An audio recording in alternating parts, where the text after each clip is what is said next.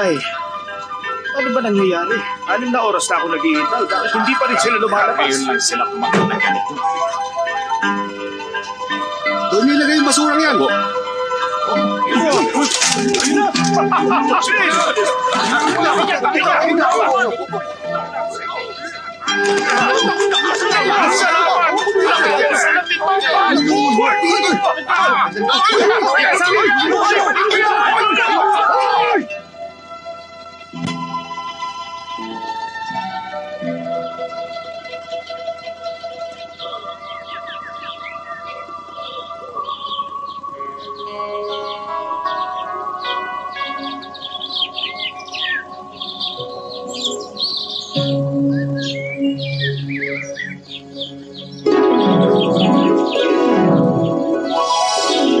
Master, kulang pa ba itong nilulugtong namin?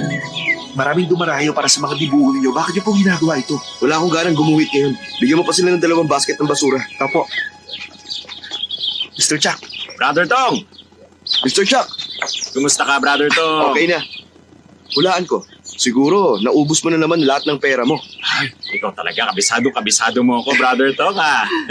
Alam naman ng lahat ng tao rito na sa ating 4 na scholar, ikaw lang ang mahilig magsugal dahil naniniwala ka na hindi bali ng wala kang pera basta masaya ang iyong buhay. Kaya naman, hinahayaan kita sa iyong kaligayahan. Iya naman ako sa'yo. Talaga nakatakda ka na maging isang malayang tao. Katunayan, mas maswerte ka pa kumpara sa akin. Kaya lang, masyadong malaking pera ang inuubos mo sa loob ng 2 araw. Pagkatapos, pupuntahan mo ako kapag wala ka ng pera. Hindi naman pwedeng laging ganun. Ay, alam ko naman. Tama ka. Dahil doon, sinikap ko na maglakas loob sa huling pagkakataon. Pero natalo naman ako sa halagang kikitain ko na hanggang mamatay ako. Aabot yun ng 300,000. Hihilingin ko sana sa'yo na iguhit muli ako. Sige, naintindihan kita. Shwe, iwan mo muna kami. Buisit ka! Ano akala mo? Ako pang may utang sa'yo? Hindi pwede!